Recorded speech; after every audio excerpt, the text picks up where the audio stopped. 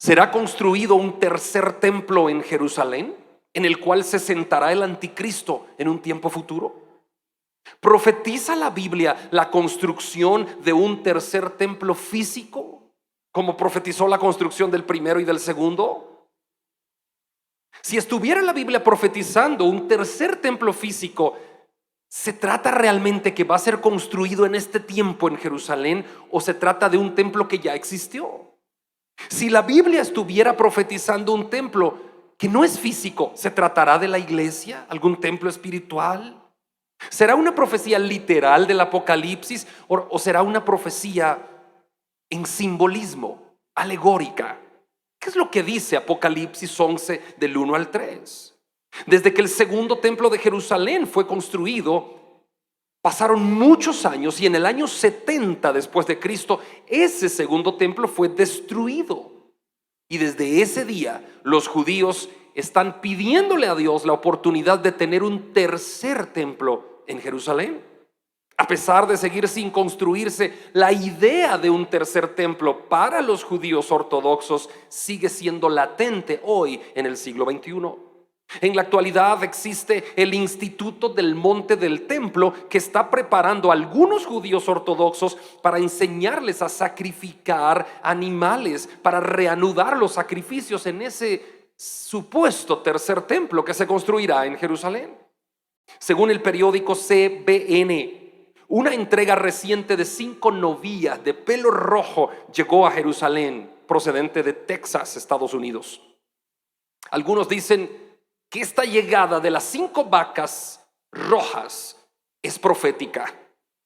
Algunos rabinos creen que las cenizas de una vaca roja son necesarias para que los sacerdotes purificadores sirvan en un futuro templo, porque van a Números 19 y ahí se indica que Dios habló a Moisés y a Aarón diciéndoles que Israel debía llevar una becerra roja sin defecto para que fuera degollada fuera del campamento y sus cenizas fueran esparcidas por las aguas y por la ciudad para purificar la ciudad santa. En fin, mucho se ha hablado de la reconstrucción de un tercer templo en Jerusalén, y en ese sentido surge la pregunta: ¿aceptaría Dios que se reanudaran los sacrificios de animales en un futuro tercer templo en Jerusalén, cuando Cristo ya fue sacrificado una vez por todas y para siempre? ¿Cómo vería Dios que se reanudaran los sacrificios de animales para expiación de pecados cuando Cristo ya fue sacrificado? Lo que pasa es que muchos judíos no aceptaron a Cristo. A lo suyo vino y los suyos no le recibieron, pero a los que le recibieron, a los que creen en su nombre, les dio potestad de ser hechos hijos de Dios.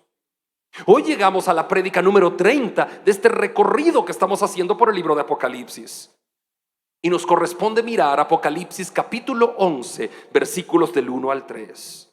Leamos. Entonces me fue dada una caña semejante a una vara de medir, y se me dijo: levántate y mide el templo de Dios y el altar y a los que adoran en él, pero el patio que está fuera del templo déjalo aparte y no lo midas, porque ha sido entregado a los gentiles, y ellos hollarán la ciudad santa 42 meses. Y daré a mis 2 testigos que profeticen por 1260 días vestidos de cilicio. Si nos damos cuenta, hermanos, en los versículos 1 y 2 se menciona un templo que las naciones pisotearán por 42 meses. Respecto a ese templo, quiero que sepan que hay opiniones diversas entre los teólogos más eruditos de la palabra del Señor. Una de las opiniones teológicas, voy a ponerla sobre la mesa, voy a poner algunas. Una de las opiniones teológicas considera que ese templo es un templo que simboliza la iglesia.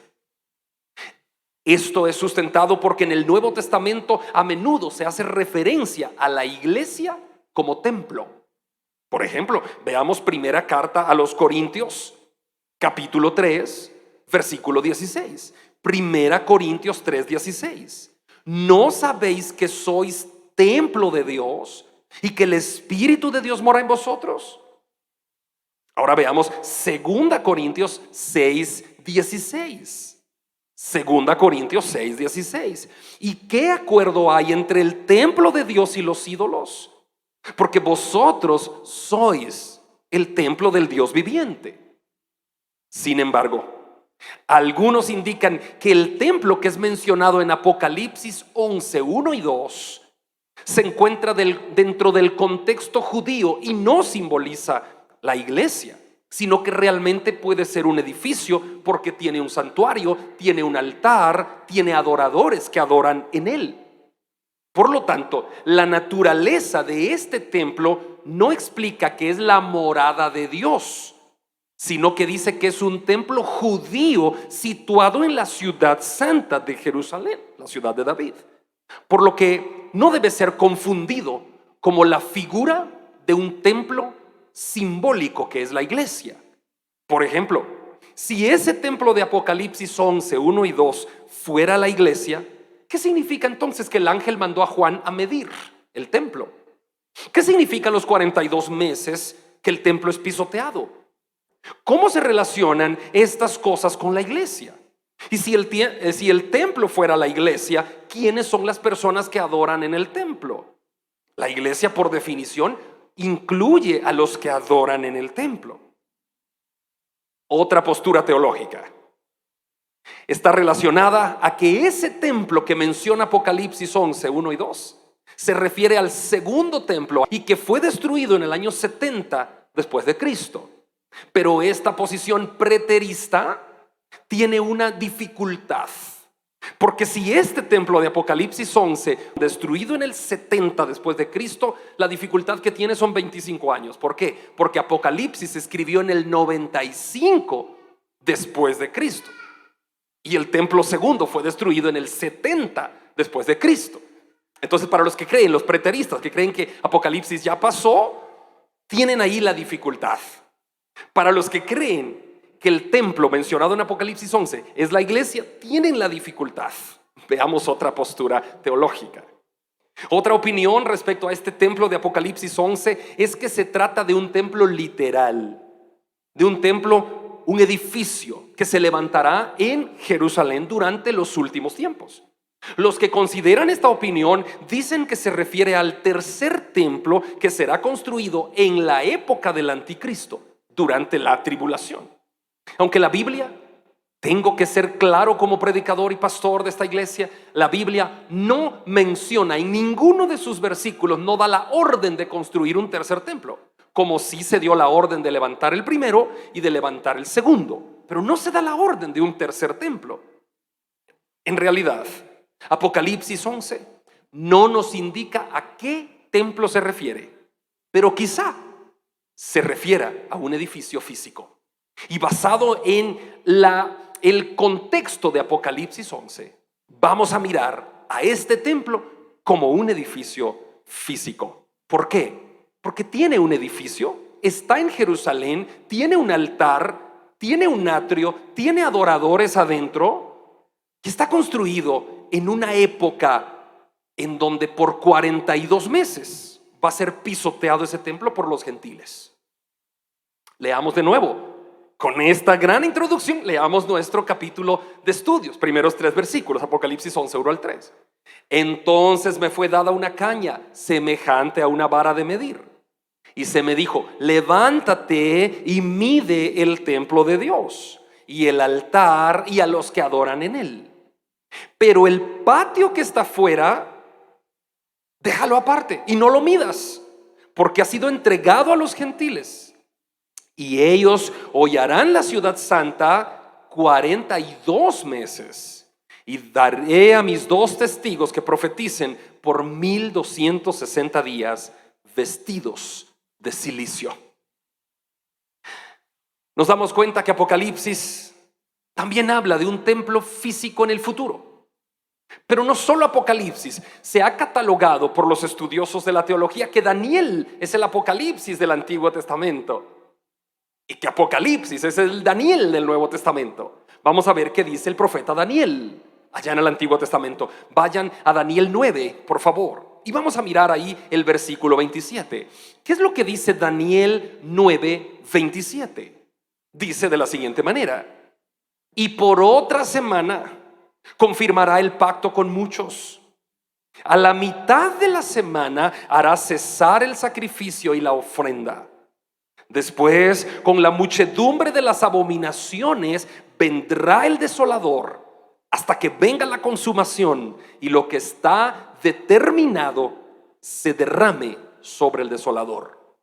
¿De qué habla Daniel 9:27? De un templo de 42 meses que será ese templo pisoteado. ¿Cuánto es 42 meses, hermanos? Si tomamos en cuenta el calendario hebreo, que ellos miden el mes de 30 días, 42 meses equivale a 3 años y medio. Si tomamos los meses de 30 días. 1260 días que se mencionó en Apocalipsis 11 equivale a 42 meses, a 3 años y medio. Se está hablando de un tiempo específico en el futuro, ¿se dan cuenta? Se está hablando de un espacio de 3 años y medio. ¿Cuál es ese espacio? Ese espacio es el periodo conocido como la Gran Tribulación. Si aquí tenemos la línea y este periodo de la semana 70 de Daniel, ¿se recuerdan que hay una semana 70? ¿Por qué? Porque han pasado 69 semanas de la historia bíblica, profética, y falta una. Falta la semana de la Gran Tribulación y la tribulación. Si la semana 70 de Daniel, que no son 7 días, sino que 7 años, falta la mitad de la semana, 42 meses hacia acá, la gran tribulación. La mitad de la semana, 42 meses hacia acá, la tribulación. Muy bien. El periodo de la tribulación se divide en un parteaguas. Ya vamos a mirar adelante en el estudio de Apocalipsis que aquí en el parteaguas aparece el 666, la marca de la bestia, en donde el falso profeta, la bestia llamada falso profeta, obligue a los moradores de la tierra a marcarse. No va a ser el anticristo, va a ser el falso profeta. Lo vamos a ver. Esto ocurrirá a la mitad de la semana. Vamos a nuestro estudio. Regresemos a Apocalipsis 11:1. Dice que Juan vio a ese ángel que le dio una vara de medir. ¿Cuál es el símbolo de la vara? ¿Para qué le dieron una vara a Juan? ¿Para que mirara cuántos metros cuadrados tenía el templo? ¿Qué dice el Salmo 23:4?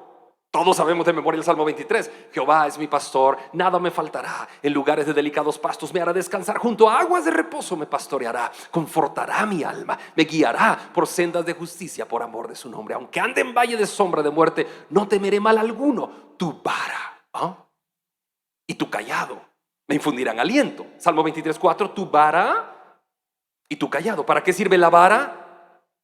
Corrección. ¿Para qué sirve el callado? Para atraer a las ovejas descarriadas al redil. A Juan se le dio una vara. ¿Qué representa la vara?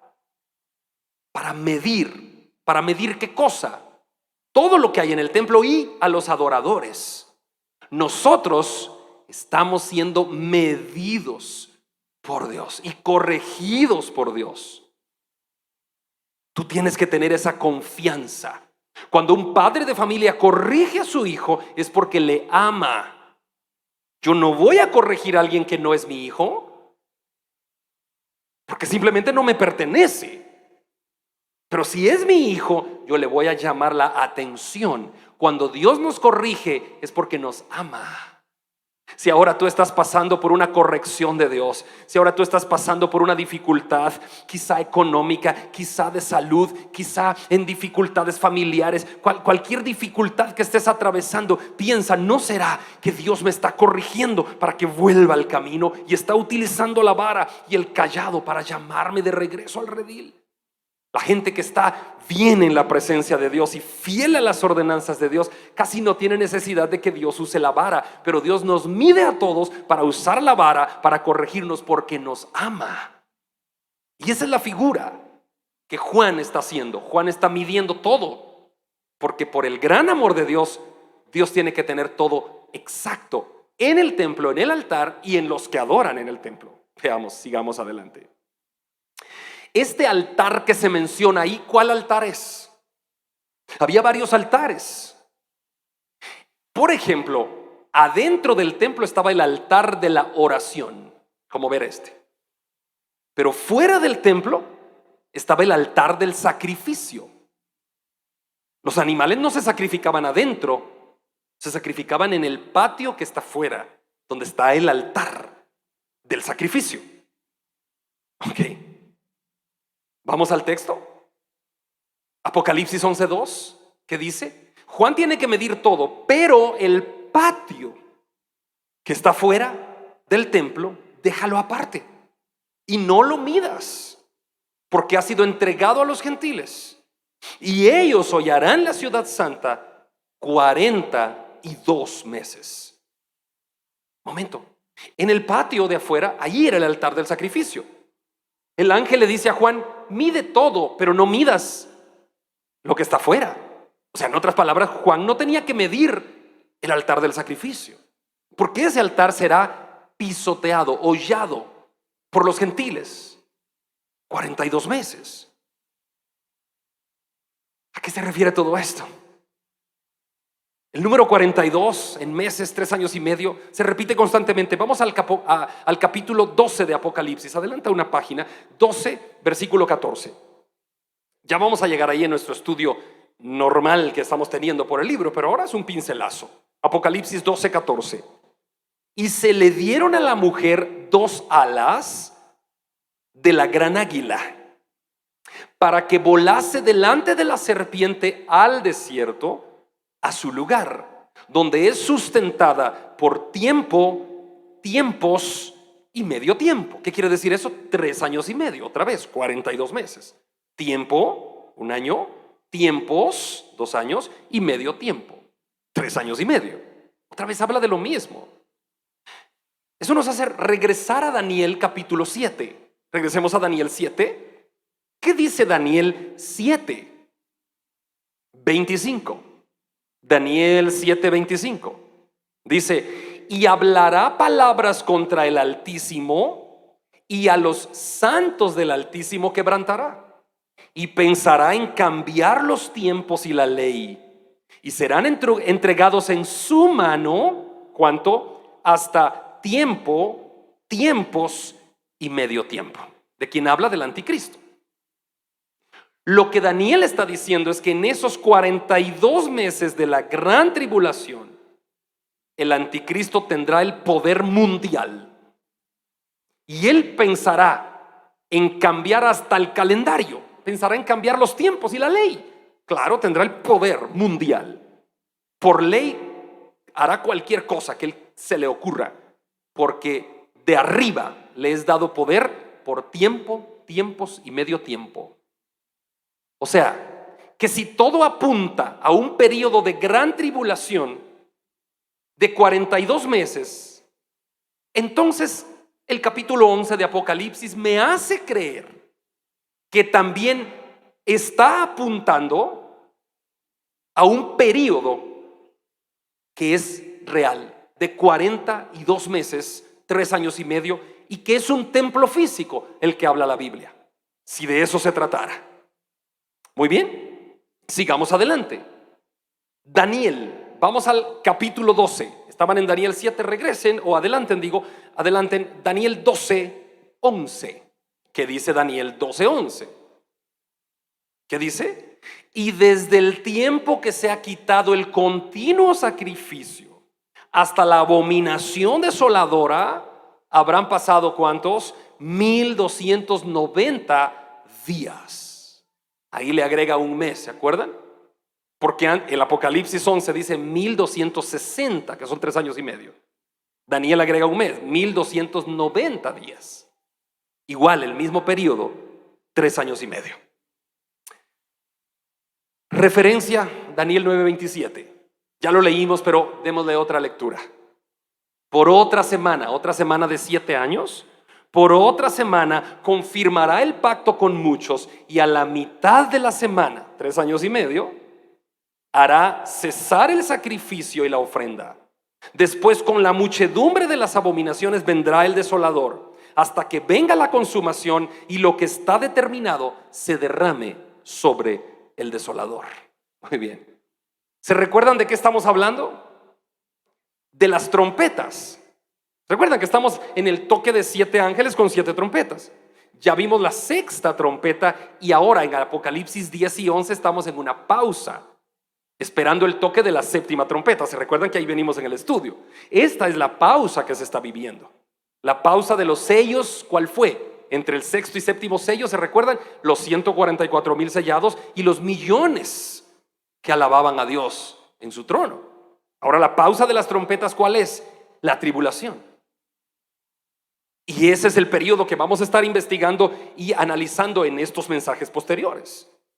Ahora bien, ese templo entonces, como lo amparamos en Daniel, lo amparamos en Apocalipsis, ese templo está en un periodo específico de la historia de la humanidad, en un periodo de 42 meses, la mitad de la semana.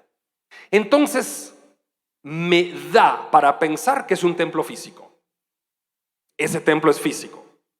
Algunos ortodoxos judíos están queriendo reconstruir ahora mismo el templo en Jerusalén.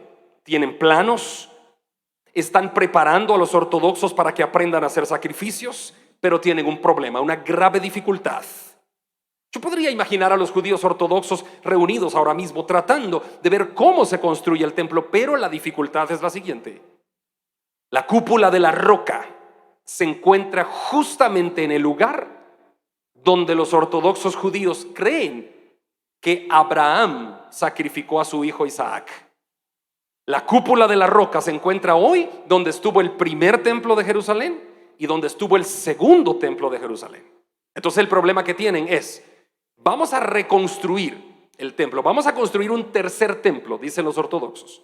Pero ¿cómo? Si ahí está la cúpula de la roca. La cúpula de la roca es el tercer lugar más sagrado para la religión musulmana. Ellos creen que desde ahí Mahoma fue llevado al cielo. Y entonces es un lugar extremadamente sagrado para la religión musulmana. Una corriente de judíos ortodoxos dice, no, esperen un momento. Vean, ¿dónde está el muro de los lamentos? Está ahí, perfecto. El muro de los lamentos es donde la mayoría de judíos van a orar y ponen su mano sobre el muro. Pero la cúpula de la roca no está ahí. La cúpula de la roca está 50 o 60 metros adelante del muro de los lamentos. Entonces dice, la cúpula de la roca es la que está en el atrio, en el patio de afuera, de lo que era el templo de Salomón. Otra corriente ortodoxa dice, no, la cúpula es la que ocupa el templo que tenía Salomón y el muro de los lamentos es la pared de afuera, porque afuera estaba realmente el altar del sacrificio. Así que el muro de los lamentos, dice, es el patio. Entonces no se ponen de acuerdo. Por 60 metros no se ponen de acuerdo. ¿Dónde será que reconstruirán el templo? Bueno, hoy es impensable ponerse a reflexionar sobre una construcción de un templo ahí. Tendría que entrar en guerra Israel con los palestinos. Tendría que haber una guerra para botar ese templo donde hoy está el domo de la roca y levantar ahí el tercer templo judío. ¿Cómo se puede lograr eso? ¿Cómo se puede lograr? Se puede lograr con alguien que sea un gran tipo carismático en la política y que diga, chicos, tranquilos, no se preocupen, yo he venido para salvar al mundo, yo soy el Mesías prometido. Que los judíos digan, wow, ese es el Mesías que estábamos esperando. Porque los judíos creen que Jesucristo no es el Mesías. Ellos esperan al Mesías. ¿De dónde saldrá el anticristo? ¿Se recuerdan que hay ángeles que están encadenados en el río Éufrates? Ya lo estudiamos. Y cuando sean soltados esos ángeles, el mundo estará gobernado por las potestades de las tinieblas. Cuando alguien de esa región del Éufrates salga como libertador, un tipo carismático, los judíos van a decir, wow, qué increíble tipo, ese es el Mesías. Y él sí va a poder llegar a un acuerdo con lo que hoy pertenece a los musulmanes. Y va a poder decir, hagamos un pacto, adoremos todos ahí, hagamos un nuevo templo, quepamos todos, metámonos todos adentro. Y se enfoca el mundo a una sola religión. Y como él va a tener el poder mundial y los judíos van a creer que es su Mesías, va a decir, ¿saben qué? Ya tenemos una religión.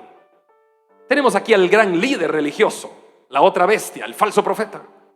Hagamos una sola moneda. Cambiamos la ley. Pasen todos sus terrenos a nombre del único poder mundial. Yo les voy a dar de comer, yo les voy a mandar sus bolsas de comida. No van a sufrir, paz y seguridad.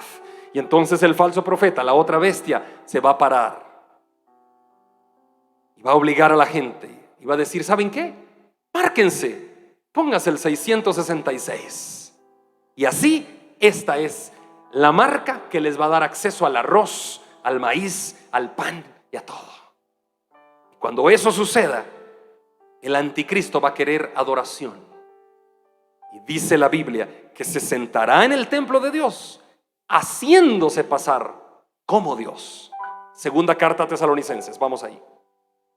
Segunda carta a Tesalonicenses, capítulo 2, versículos 1 al 4. Atentos a esta cita. Es la última, pero véanla qué maravilla de cita. Segunda Tesalonicenses 2, 1 al 4. Leo.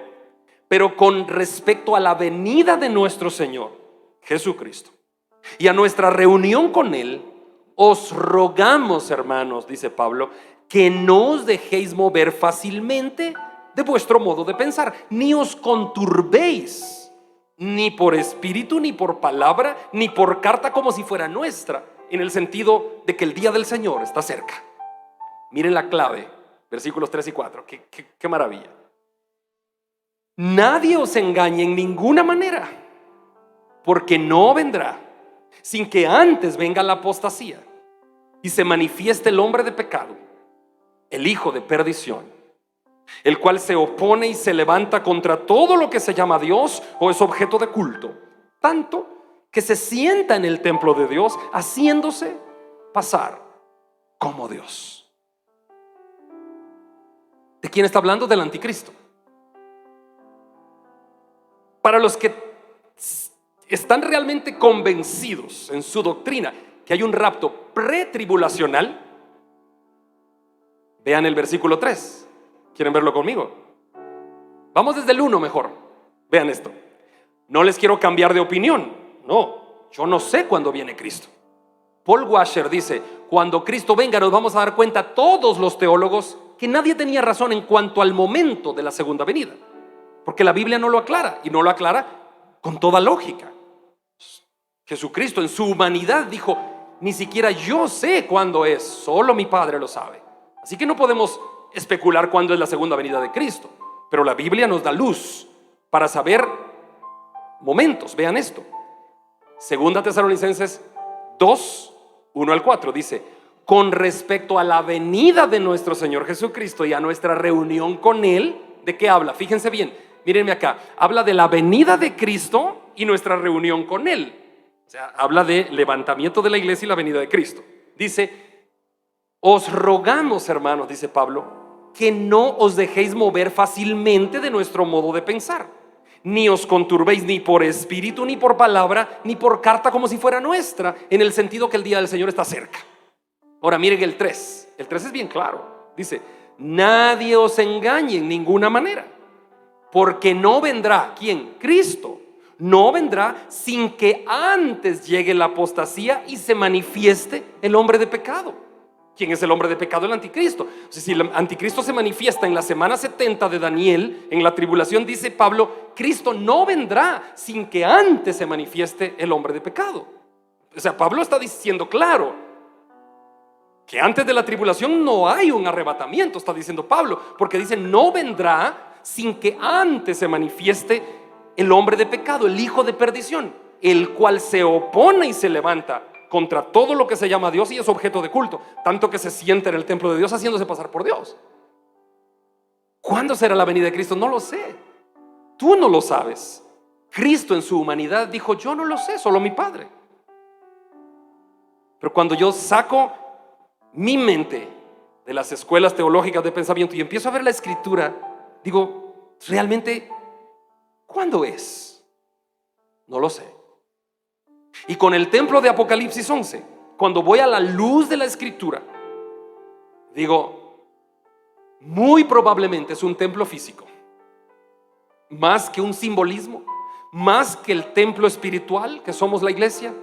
Muy probablemente es un templo físico.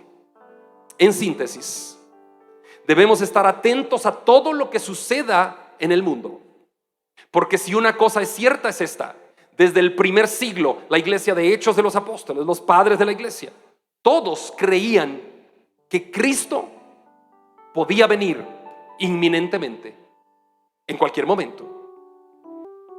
¿Cómo tenemos que vivir entonces? Tenemos que vivir de la siguiente manera. ¿Qué le dijo el ángel a Juan? Mide el templo y a los que adoran en él. Tenemos que vivir de tal manera que cuando Dios mida nuestra vida, nos halle aprobados y nos diga: bien, buen siervo fiel. En lo poco fuiste fiel, en lo mucho te pondré. Entra en el gozo de tu Señor.